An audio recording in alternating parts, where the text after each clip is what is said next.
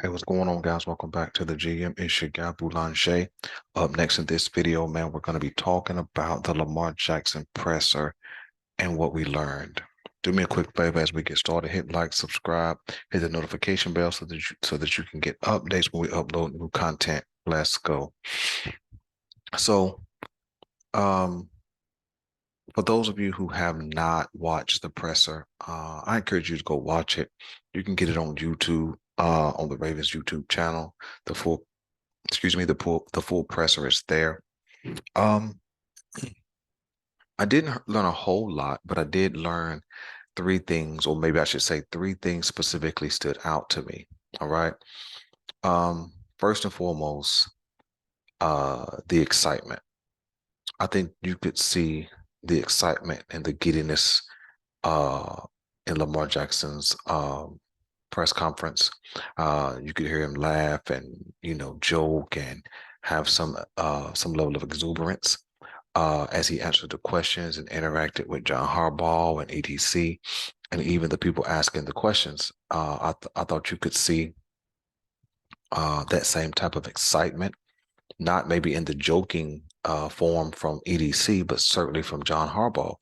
And so I think that um, the excitement is definitely due. It's been a long, grueling off season for Baltimore Ravens front office, for Baltimore Ravens fans.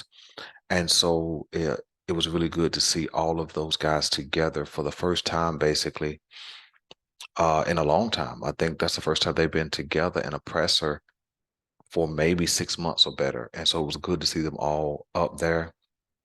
Nobody was saying anything to cross out another person's commentary. They all seemed to be in alignment and in sync. And so that was good to see. Um, Another thing that I recognized or appreciated about the presser is it did not seem pre-orchestrated. I don't think you can pre-orchestrate, meaning to sit down and talk about, okay, this is what we're gonna say, and this is how we're gonna say it, and EDC, this is what you're gonna say, and Lamar, this is what you need to say, and John, this is what you need to say. I think that all of them spoke truthfully and honestly. Maybe for the first time, there was not a lot of covertness to their commentary. I think everybody was pretty open. The only thing that they did not really want to talk about is the past. I do appreciate that because we've kind of belabored the past on our end for a long time. When I say our end, I'm talking about fans. I'm talking about YouTube content creators. I'm talking about the national sports media.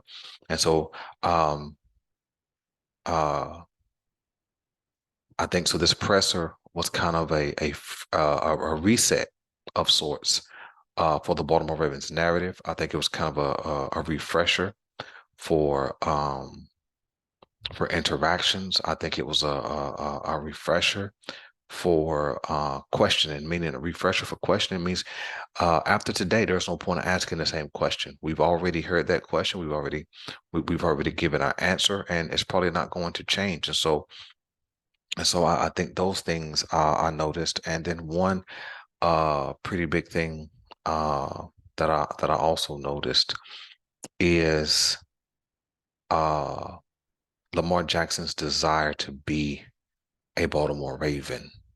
Um, I don't know if any teams contacted him. I'm sure somebody did reach out to him, whether it was directly or indirectly, but it was very, very clear his love for the Baltimore Ravens, the Baltimore Ravens fan base, uh, and the Baltimore Ravens teammates. It was very, very clear.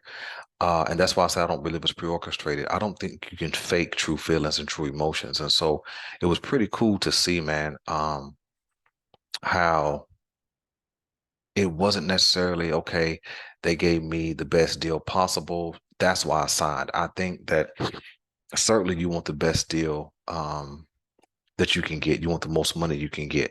That's all of us who negotiate a business deal or take on new employment. But I think it's genuine love that Lamar Jackson had for the Baltimore Ravens. And if I'm honest, I didn't know if they were really in love anymore. right? I didn't know because it didn't seem like that it was. But but it was really nice to see the genuine affection Lamar Jackson has for the Baltimore Ravens. And so I'm super excited, man, about what we can do. Um, we added a big piece yesterday to the defense and Rock Ya-Sin, a guy you guys heard me talk about 3 or 4 times over this offseason. Um, and so I think the defense is set as far as the secondary. When I say set, I know there's some things more we need to do. I think there'll be a few more offensive pieces that get added. I don't know what it is, but I think Lamar Jackson is excited to have the wide receiver corps that he has. He named a couple of guys that really stood out to me and to him. Odell, Bate, Duvernay. He named Mark Andrews. He mentioned Isaiah Likely, and I'm pretty sure he mentioned Zay. And so I think when you name that collection of wide receivers and tight ends, man, I think that's a really good collection. Do I want more? Yeah, I would love to have more, but if Lamar Jackson's satisfied, then I have to be satisfied, man. So it was really nice, um, really nice to see. Um, the last thing I really saw and appreciated is that they're not willing to dwell on the past, right? Lamar Jackson really didn't want to talk about the detail of the negotiations. Um, did things really go silent? Were they always in negotiation? He didn't really want to get into that, and I don't care. I don't care if he does, um, because the deal is done now. It's signed. He's a Raven, and so he's locked in for 5 years. And so now we can go and compete at a high level. Uh, the one thing that was kind of like a little skittish on, I wasn't really sure if it was just like hesitancy to answer or if he answered it with confidence, but it was the question specifically about was he cleared? Lamar Jackson did answer, but he didn't seem to be as vocal, as loud, as boisterous when he answered that question. It wasn't like an emphatic, yeah, I'm good to go. It was kind of like, yeah, yeah, I'm cleared. So that kind of has me a little bit nervous, a little concerned. But yet and still, if he's still rehabbing and things like that, we still got all of May, all of June. So basically 2 full months left, and then maybe half of July before training camp even starts. So he still has time to get things together. And so I hope not only him and Zay Flowers get together and work out, privately on their own. I would love to see the other guys go down, Duve, Aguilar, all of those guys, Bate, Odell, just get together, man, and build some chemistry. So, man, that's my thoughts, man. Let me know, guys, what you picked up on in the presser. Let me know if you have any concerns about anything, and let me know if you guys heard the same thing I heard when he was asked specifically, was he cleared to go as it pertains to his injury. I'm your guy Boulanger. Please stay locked in. Got some new content coming up, man. A new look. Super excited about that. This is the GM, and I'm out.